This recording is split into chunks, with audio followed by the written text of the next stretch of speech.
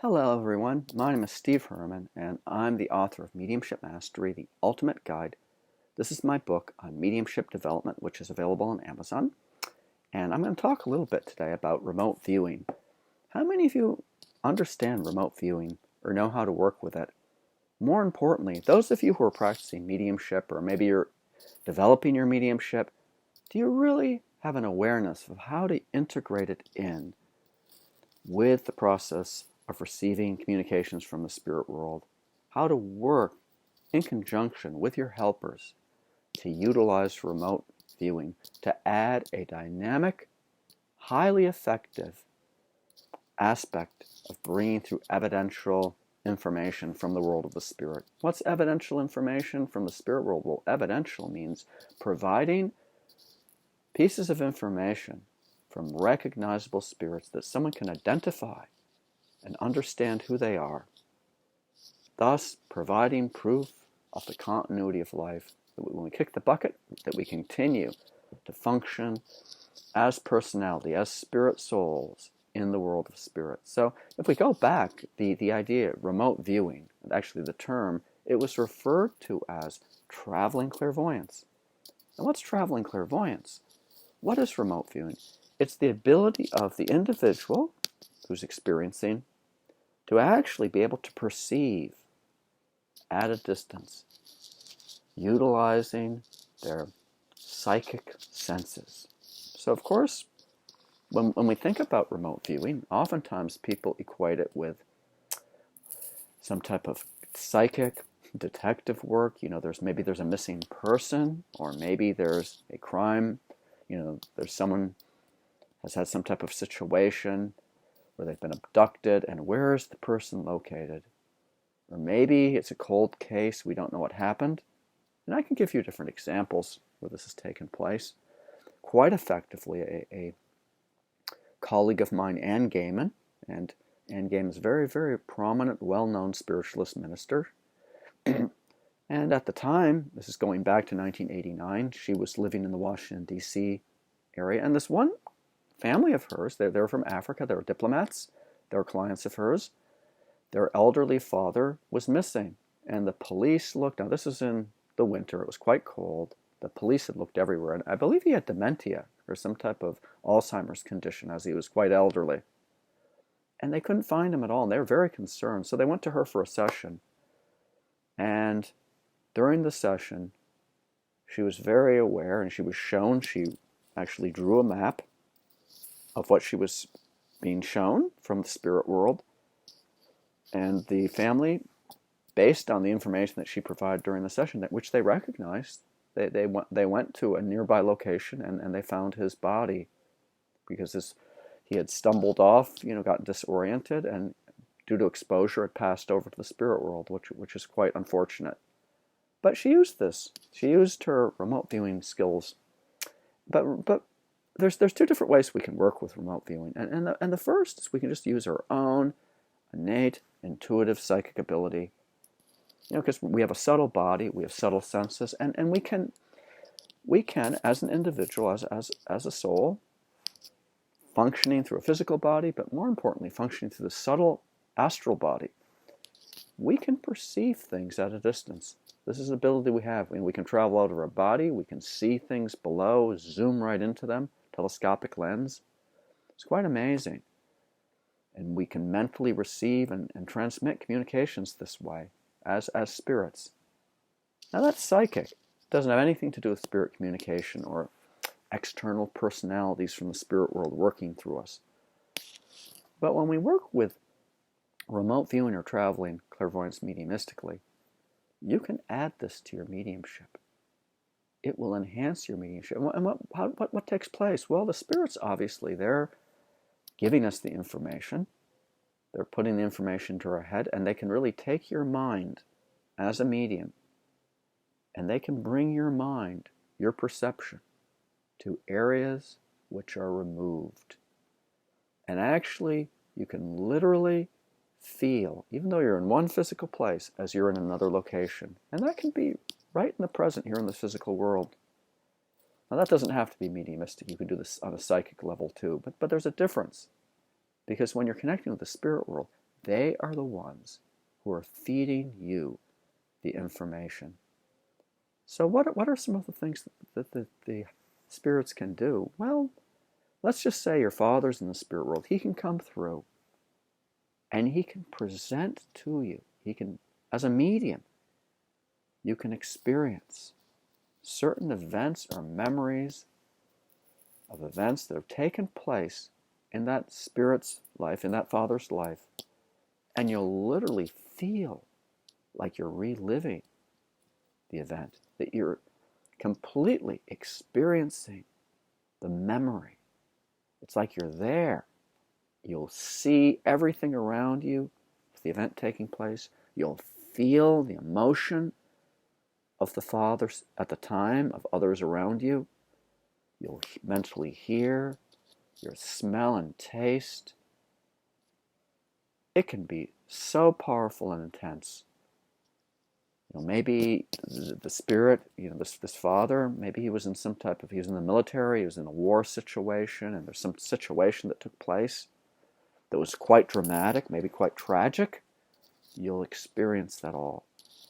The spirits will literally be able to take you, and mentally, you'll have a sense of being there, removed from where you are physically. And of course, they can do a lot of things with this. They can take you into their home. You can go into their drawers. It's not just about, remote viewing isn't just about things at a distance, is it? Or locations. It's at a distance. But it's not just about locations. It can be things close by as well. But it's taking your mind places and being able to perceive from a vantage point that's removed from where you actually are situated.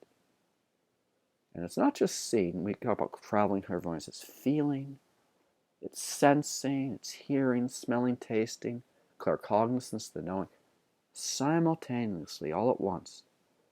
So the spirit individual can take you into their residence. They can show you. You can go into their home mentally. They can show you what's on the wall. And you see that nice photograph hanging there. Well, they can show you what's written on the back of the photograph, close up. You can take a diary out or a journal book, and they can open the pages, and you mentally will be aware, not just a generalized idea of what the content or of the writings.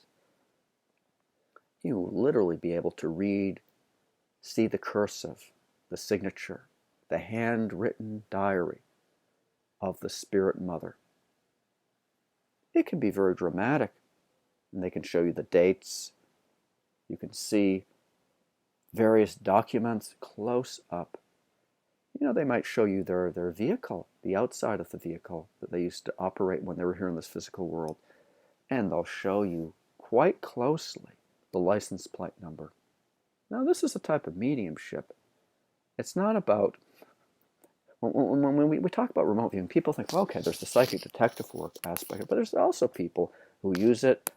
We see with espionage, right? We want to go into the Kremlin and we want to see what the secrets are.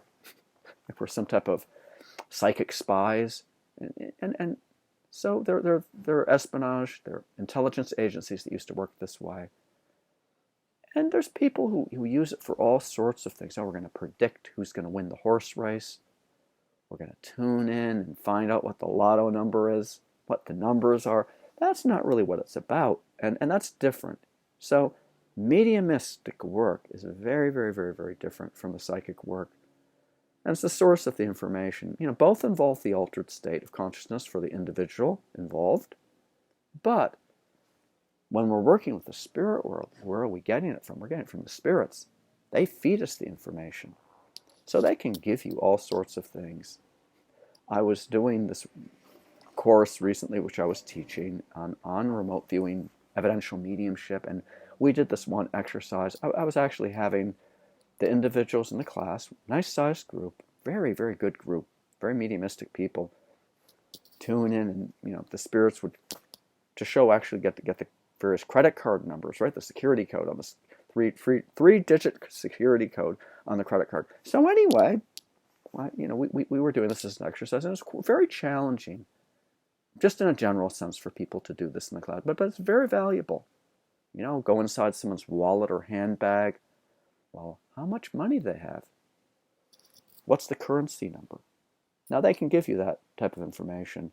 One of my friends, colleague, Robert Brown, he used to be Princess Diana's medium, if we go back, when she was around here physically.